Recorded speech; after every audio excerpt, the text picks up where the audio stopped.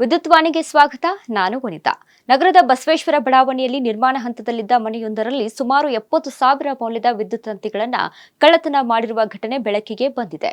Ward number 2 block number 13ರಲ್ಲಿ ರಕ್ಷಿತ್ ಎಂಬುವವರು ಹೊಸ ಮನೆ ನಿರ್ಮಿಸುತ್ತಿದ್ದರು. ಕಿಡಿಗೇಡಿಗಳು ಮನೆಯ ಯುಟಿಲಿಟಿ ಬಾಗಿಲಿನ ಮೂಲಕ ಒಳನುಗ್ಗಿ ಹಾಲ್, ಮೆಟ್ಟಿಲು ಭಾಗ ಹಾಗೂ ಮೊದಲ ಮಹಡಿಯ ಗೆಸ್ಟ್ ಬೆಡ್ರೂಮ್ನಲ್ಲಿ ಸ್ವಿಚ್ ಬೋರ್ಡ್ಗಳಿಗೆ ಅಳವಡಿಸಿದ್ದ ವಿದ್ಯುತ್ ತಂತಿಗಳನ್ನು ಕತ್ತರಿಸಿ ಕೊಂಡೊಯ್ದಿದ್ದಾರೆ. ಇತ್ತೀಚಿನ ದಿನಗಳಲ್ಲಿ ಚಿನ್ನ ಹಾಗೂ ಬೆಳ್ಳಿಯ ಬೆಲೆಯ ಜೊತೆಗೆ ತಾಮ್ರದ ಬೆಲೆಯೂ ಗಗನಕ್ಕೇರುತ್ತಿರುವುದರಿಂದ ವಿದ್ಯುತ್ ತಂತಿಗಳಲ್ಲಿರುವ ತಾಮ್ರಕ್ಕಾಗಿ ಈ ಕೃತ್ಯ ಎಸಗಿರುವ ಸಾಧ್ಯತೆ ಇದೆ ಎಂದು ಶಂಕಿಸಲಾಗಿದೆ. ಈ ಕುರಿತು ಮನೆಯ ಮಾಲೀಕ ರಕ್ಷಿತ್ ನೀಡಿದ ದೂರಿನ ಮೇರೆಗೆ ಚಿಕ್ಕಮಗಳೂರು ಸಿಟಿ ಪೊಲೀಸ್ ಸ್ಟೇಷನ್ನಲ್ಲಿ ಪ್ರಕರಣ ದಾಖಲಾಗಿದ್ದು ಪೊಲೀಸರು ತನಿಖೆ ಮುಂದುವರೆಸಿದ್ದಾರೆ. ಸ್ಥಳೀಯರು ನಿರ್ಮಾಣ ಹಂತದ ಮನೆಗಳಲ್ಲಿ ಭದ್ರತಾ ಕ್ರಮಗಳನ್ನು ಕಟ್ಟುನಿಟ್ಟಾಗಿ ಕೈಗೊಳ್ಳುವಂತೆ ಮನವಿ ಮಾಡಿದ್ದಾರೆ.